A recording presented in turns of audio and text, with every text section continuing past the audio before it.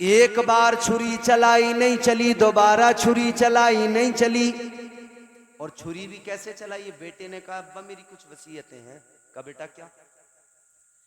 کہا ایسا کرو میرے ہاتھ پیر باندھ دو، کس لیے؟ کہ اس لیے جب مجھے آپ ذبح کریں میں تڑپوں تو میرا خون آپ کے کپڑوں پہ نہ پہنچ جائے، آپ کی کوئی بے ادبی نہ ہو جائے۔ دوسری وصیت کیا؟ فرمانے لگے، باپ سے عرض کرنے لگے ابا یوں کرنا، آنکھوں پہ پٹی باندھ دینا، کہیں ایسا نہ ہو ہاتھ آپ کا لرز جائے۔ تیسری کیا؟ کہا میرا جو کرتا ہے اس کو نکال لو، میری ماں کے حوالے کر دینا، جب جب میری ماں کو میری یاد آئے گی وہ میرا کرتا اپنی آنکھوں سے لگائے گی، میرے کرتے کو اپنے چہرے سے لگائے گی، اس کی بے قراری کچھ کم ہو جائے گی۔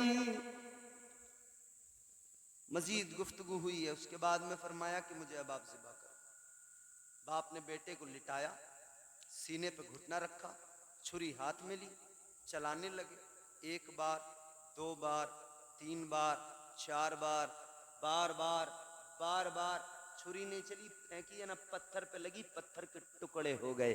حضرت ابراہیم نے فرمایا چھری عجیب بات ہے، بیٹے کی گردن پہ چلاتا ہوں نہیں کاٹتی ہے، پتھر کے تو نے ٹکڑے کر دیے، پتھر کو تو نے برابر کاٹا ہے لیکن بیٹے کی گردن پہ نہیں چل رہی ہے۔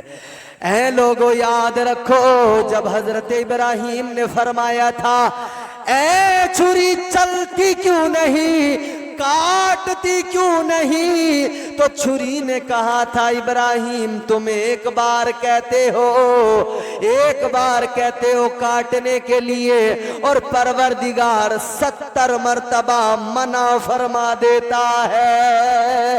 اے لوگوں، جب باپ بیٹے کی گردن پہ چھری کو رکھ کر چلا رہا ہے، حضرت ابراہیم ہے، حضرت اسماعیل کی گردن پہ چھری چلا رہے ہیں، جنت کی حوریں رونے لگی، غلمان رونے لگے، آسمان رونے لگا، زمین رونے لگی، فرشتے رونے لگے، عرض کرنے لگے یا اللہ یہ کیا ماجرا ہے، اے پروردگار یہ کیا ہے؟ اللہ نے فرمایا یہ آزمائش ہے، یہ امتحان ہے۔ اے میرے فرشتوں، اللہ نے فرمایا جب میں نے انسان کو پیدا کرنے کے بارے میں کہا تھا تو تم نے کہا تھا یا اللہ کس لیے؟ عبادت تو ہم کرتے ہیں، بندگی کے لیے ہم موجود ہیں، یا اللہ تسبیحات کے لیے ہم موجود ہیں۔ اللہ نے فرمایا اے فرشتوں تسبیحات تم کر سکتے ہو، حمد تم کر سکتے ہو، عبادت تم کر سکتے ہو، لیکن یہ کلیجہ میں نے انسان کو دیا ہے کہ وہ میری محبت میں اپنی اولاد کی گردن پہ بھی چھری چلا سکتا ہے، یہ کلیجہ انسان کو دیا ہے میری محبت میں اپنی اولاد کو قربان کر سکتا ہے۔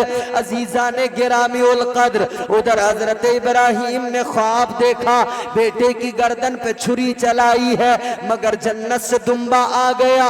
ایک قربانی وہ ہے کہ ادھر بیٹا تو قربان نہیں ہوا مگر قربانی کو اللہ نے پھر بھی قبول کیا ہے، لیکن دوسری جانب ادھر آگے بڑھے، ادھر بیٹے کی گردن پہ چھری چلائی، چھری نہیں چلی ہے لیکن ایک خواب ہے، ایک خواب کی تعبیر ہے، ایک کربلا ہے جہاں 6 ماہ کا بچہ ہے، چھری چلائی جاتی ہے برابر چلتی ہے، جوان علی اکبر ہے، چھری چلائی جاتی ہے برابر چلتی ہے، برچھی بھی کاٹ رہی ہے، تلوار بھی کاٹ رہی ہے، لاش پہ گھوڑے بھی دوڑ رہے ہیں، ادھر تو چھری نے چلنے سے انکار کر دیا۔ ایک آزمائش وہ ہے لیکن ایک آزمائش کربلا میں ہے، حسین کربلا میں آزمائے جا رہے ہیں۔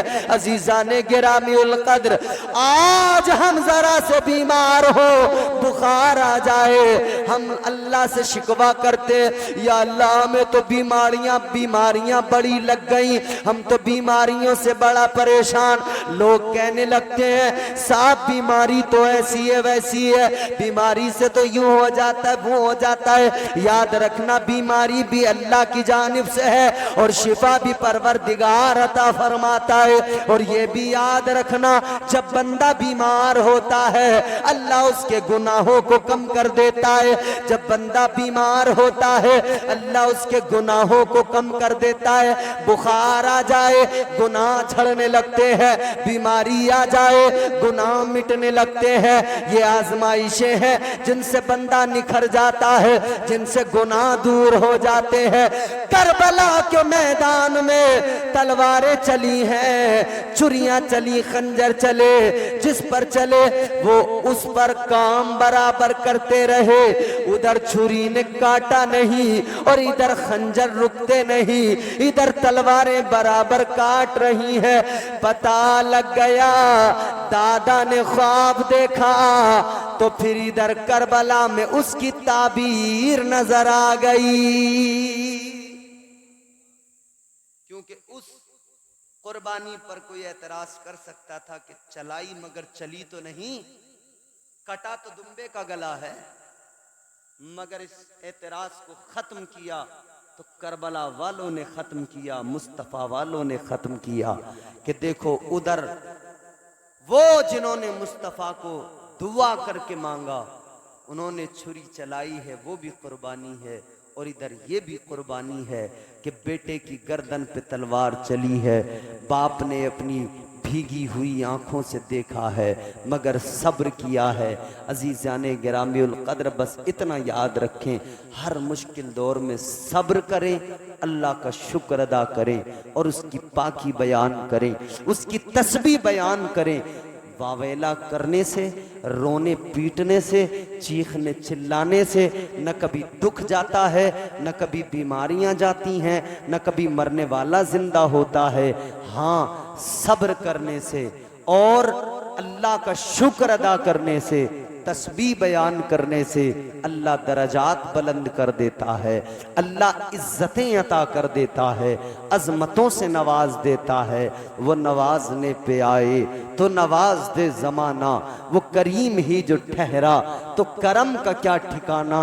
عزیزان گرامی القدر یاد رہے، اللہ کی رضا میں راضی رہے، پروردگار عالم خالق کائنات تمہارا میرا خدا، کائنات کا پالنے والا، سب سے بڑا بادشاہ، سپر پاور اللہ، وہ ہمارا خالق و مالک ہے، وہی روزی دیتا ہے۔ خدا کی کائنات ہے، خدا کی کائنات کو اللہ تعالیٰ نے اپنے محبوب کے سپرد کیا ہے اور ہمیں اپنے محبوب کا امتی بنا کر شرف بخش دیا ہے۔ عزیزان گرامی القدر اپنے رب کا شکر ادا کریں اور پروردگار عالم جب بھی کوئی مصیبت اس کی جانب سے، جب بھی کوئی دکھ تکلیف آئے، جب بھی کوئی پریشانی آئے تو صبر کریں، شکر ادا کریں۔ اللہ تعالیٰ مجھے آپ کو، ہم سب کو نیک عمل کی توفیق عطا فرمائے، دنیا اور آخرت کے عذابوں، بلاؤں، وباؤں، مصیبتوں سے محفوظ فرمائے۔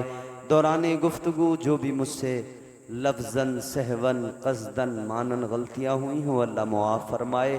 میں تائب ہوتا ہوں، استغفر اللہ ربی من کل ذنب واتوب الیہ۔ آپ بھی کلمہ شریف پڑھیں، لا